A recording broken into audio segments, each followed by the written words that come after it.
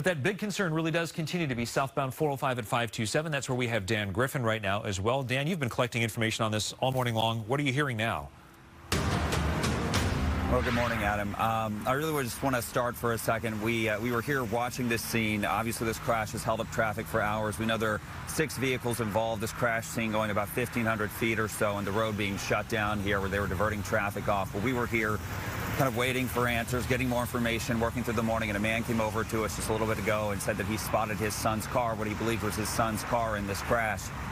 So I got in touch with the public information officer. I described what this man was telling me, and the public information officer and a chaplain just came over to tell the man that his son was killed. The man broke down here. One of the most devastating things I've ever seen on the scene. He's now being comforted by the chaplain and the police at this point, but we now know that that man who was killed here, his father has now found out that he lost his son. So it's just a horrible scene here, and I just wanted to share that with everyone, you know, and obviously our condolences with this man and his family as well. This has been a pretty terrible scene here this morning, shutting down this area for hours. You can see it here even now.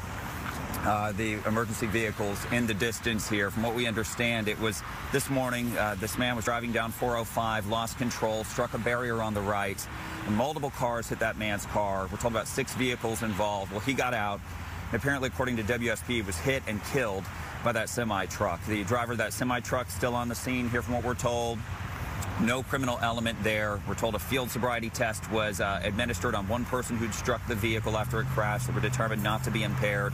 We're told all the drivers here are cooperating, and again, no criminal element here as well, according to investigators. At this point, 405 still shut down in this area, and you can see here they are, I believe, escorting that man to talk with him some more about this. But certainly a devastating situation here.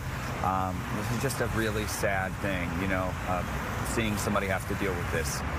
So again, we're going to be here working this scene, and we're going to continue to bring you updates on where things stand. But again, 405, South 405 here at State Route 527, not going to be a route that you can take. The investigation continues, and there's some really broken hearts here this morning. We'll keep you up to date on how everything's going. For now, reporting live, Dan Griffin, Fox News.